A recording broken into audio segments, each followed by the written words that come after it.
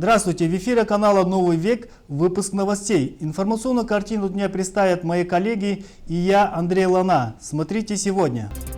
Прошание со школой. В образовательных учреждениях ТУВ проходят последние звонки. 7 тонн контрафактов. В Кызыле прошла масштабная спецоперация по задержанию подозреваемого в реализации поддельного спиртного. Битва хоров. В республике отметили День славянской письменности и культуры.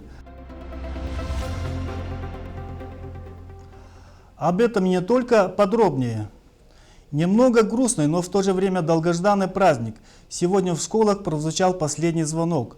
По традиции день начался с торжественных линеек. Совсем скоро выпускникам предстоит сдавать ЕГЭ. Первые экзамены уже через несколько дней. А пока еще вчерашние школьники слушают слова напутствия от учителей и строят планы. Из первой школы Кызыла наша съемочная группа. Школьный звонок для этих старшеклассников звучит в последний раз. Улыбки на лицах сменяют слезы радости. Ведь сегодня выпускники шагают во взрослую жизнь. В нелегкий путь по традиции их провожают родители и учителя. Верьте в себя, верьте в свои силы. А я с гордостью могу сказать, что выпуск 2017 года один из самых ярких, самых интересных и самых запоминающихся выпусков школы номер 1. С напутственными словами и советами перед старшеклассниками выступили и бывшие выпускники школы. Ректор Тувинского государственного университета Ольга Хамушко пожелала ребятам сил, терпения и удачи. А первый заместитель председателя главы правительства Шалбан Хопия признался, что волнуется вместе с ними. Самым активным юноармейцам-выпускникам вручили благодарственные письма от имени правительства.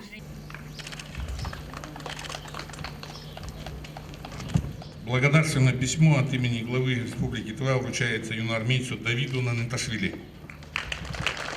На этом подарки не закончились. Огромный торт для всех выпускников уже ждал их в школьной столовой. И, конечно же, выступления первоклашек, которые напомнили уже взрослым юношам и девушкам о первом учебном дне в стенах родной школы.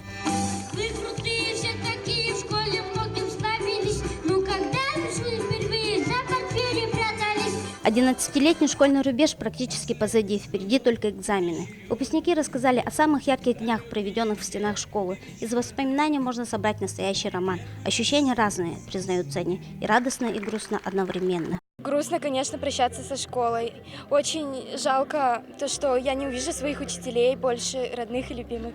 Прекрасное настроение. Мы очень рады нашему сегодняшнему дню. И в то же время очень тоскливо, что мы уходим из школы. У нас тут слезы рекой текут. На самом деле грустно, очень хотелось бы еще остаться здесь. Но мы счастливы, что мы закончили эту школу. Мы надеемся, что мы хорошо сдадим наши ЕГЭ и будем достойными выпускниками первой школы. Дальше их уже ждет взрослая жизнь. А пока она не началась, последний урок и вальс выпускников.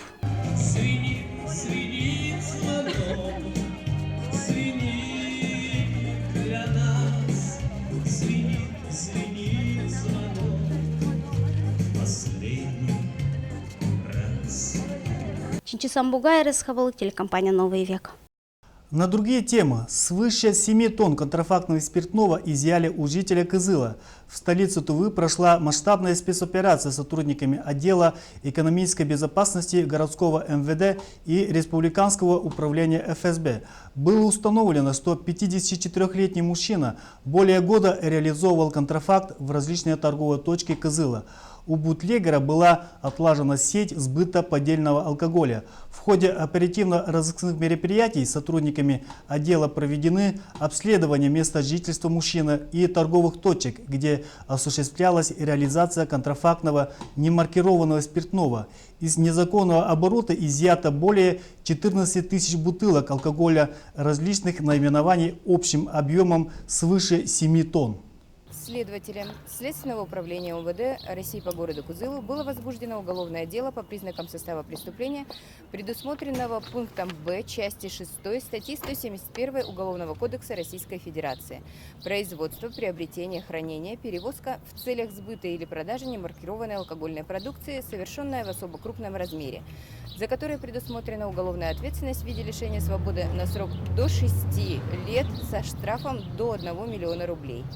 Кроме того, по результатам проведенного исследования вышеуказанной алкогольной продукции было возбуждено уголовное дело по признакам состава преступления, предусмотренного частью 1 статьи 180 Уголовного кодекса Российской Федерации. по факту незаконного использования товарного знака на алкогольной продукции. За данное деяние предусмотрена уголовная ответственность в виде лишения свободы на срок до 2 лет. В настоящее время уголовные дела расследуются органами следствия и дознания, а также продолжается сбор доказательной базы по указанным фактам. Судебные приставы совместно с налоговой службой проводят рейды по взысканию налоговых задолженностей. Рейды стартовали 15 мая и будут проходить вплоть до 15 июня. Кроме обычных методов работы с должниками, судебные приставы используют стационарную и мобильную ведомственную базу и приложение «Мобильный розыск». Эта система, считывая номерные знаки автомобилей, сверяет их с компьютерной базой должников и при совпадении данных дает всю информацию о должнике. Такие совместные рейды, месячники по сбору налогов практикуются в Туве с 2015 года и, как считают в налоговой службе, вполне оправдывают главную цель – снижение налоговой задолженности. Так, в 2016 году в рамках аналогичной акции было проведено около 300 подворовых обходов. Участники встретились и побеседовали с 3000 налогоплательщиками. Общая сумма налогов, поступившая в бюджет Республики Тыва, за 1 месяц составила более 1 миллиона рублей. А теперь узнаем курс валют. Итак, доллар на сегодняшний день стоит 56 рублей 56 копеек, а евро 63 рубля 62 копейки. Сейчас небольшая реклама, увидимся сразу после нее, не переключайтесь. –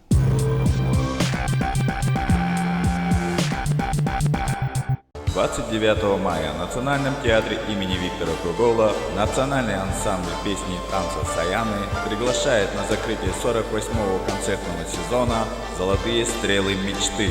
Билеты в кассе театра.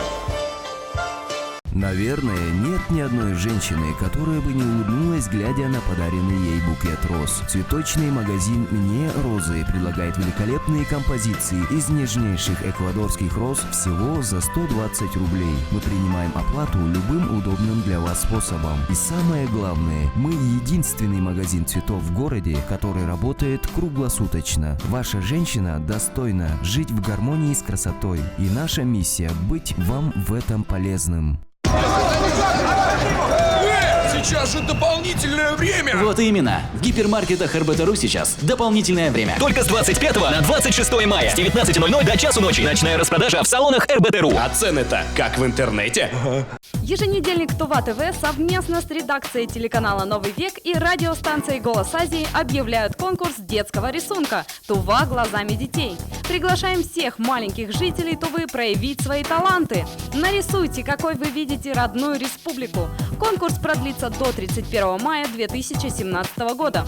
3 главных победителя будут объявлены 1 июня в программе «Новости» на телеканале ТНТ Кызыл. Приносите свои работы по адресу улица Кочетова, дом 35, 5-й этаж, офис 512.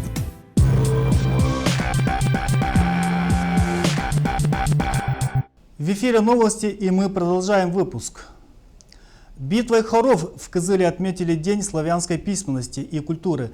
На Центре Азии собрались хоровые коллективы Тувы, всего более 300 школьников. Исполняли как народные, так и классические произведения. Хоровым пением насладилась и наша съемочная группа. Лучшие хоровые коллективы города оживили своими песнями Центр Азии. За 3 года фестиваль уже стал неотъемлемой частью Дня славянской письменности и культуры.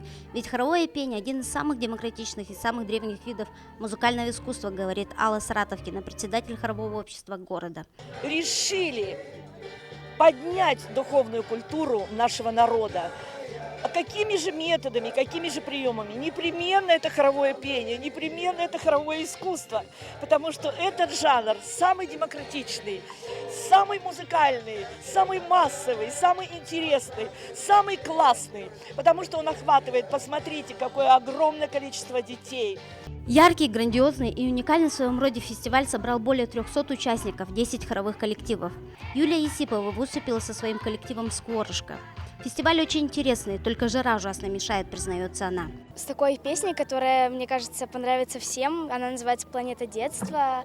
Выступали, нам понравилось, и было немного жарковато, потому что все-таки сегодня какой-то жаркий день, и было немного волнительно. Стоит отметить, что истоки праздника неразрывно связаны с чествованием святых Кирилла и Мефодия. Значимость их трудов для славянских народов велика. Святые братья не только дали славянскому миру азбуку, но и заложили фундамент литературы, письменности и культуры в целом. Событие важно не только для славянских народов. Труды святых братьев, они нашли свое отражение в истории многих других народов России. День славянской письменности и культуры в России также известен как День памяти первоучителей славянских народов, святых братьев Кирилла и Мефодия. Поэтому недалеко от хоровой площадки проходил мастер-класс от руководителя иконописной мастерской Кызыльской епархии. Мастер-класс занятия по росписи славянских инициалов, буквиц. Вообще в древности рукописные книги богато украшались художниками сусальным золотом и красочными элементами, декором. Вот, с ребятами мы пробуем расписать вот такую буквицу с растительным и животным орнаментом. А завершился фестиваль выступлением сводного хора музыкальных коллективов города. Более 100 участников одновременно исполнили бессмертное произведение нескольких поколений детей России «Пусть всегда будет солнце».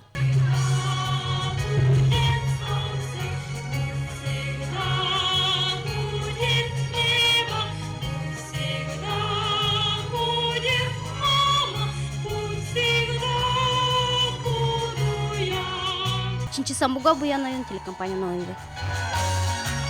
Спасение утопающих. В Кызыле прошли учения с участием водолазов поисково-спасательного отдела службы ГО и ЧС совместно с ГИМС. Местом проведения был выбран Енисей, глубоководная река с быстрым течением.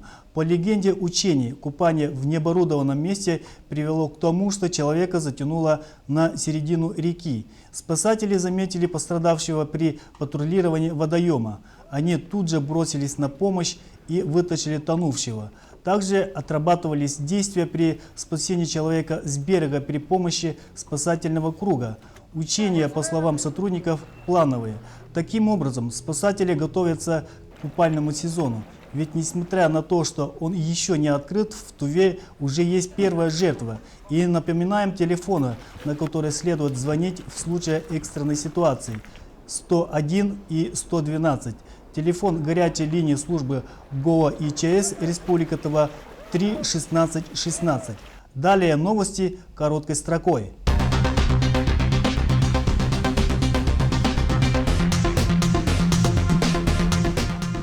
24 мая в Кызыле пройдет фестиваль хоровых коллективов Республики «Поют дети Тувы», приуроченный ко Дню славянской письменности и культуры. На территории комплекса «Центразис» поют более 500 человек. Дирижировать сводным хором будет художественный руководитель хоровых коллективов Кызылского колледжа искусств Чодра Асад.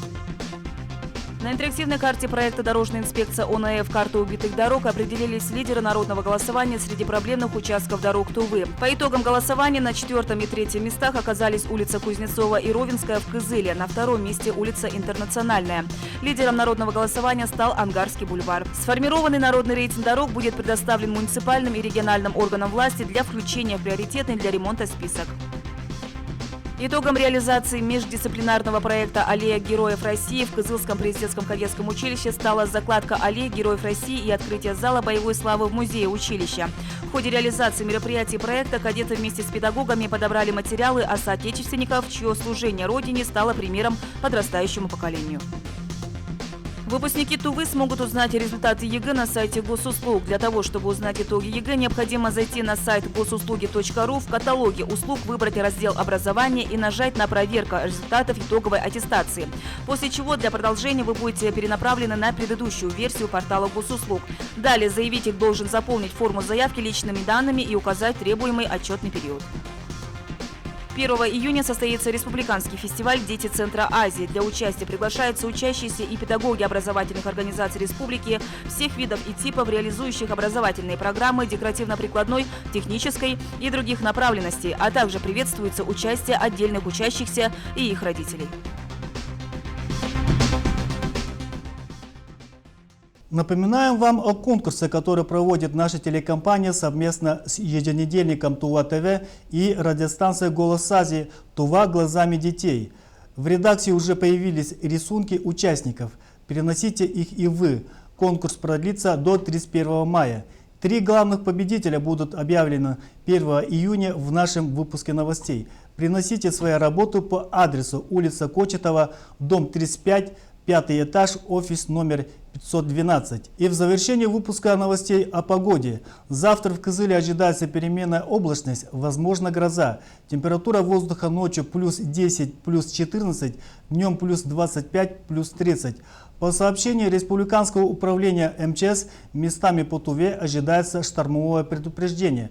Порывы ветра могут достигать 15-20 метров в секунду.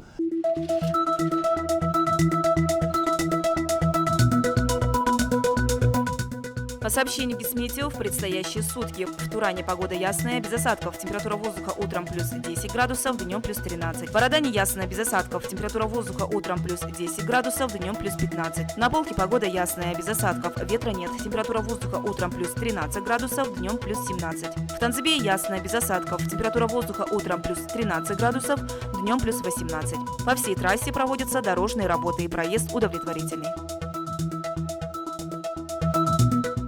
Это все, о чем мы успели вам рассказать. В 20:00 смотрите очередную серию фильма «Маргарита Назарова». Спасибо за внимание. До свидания.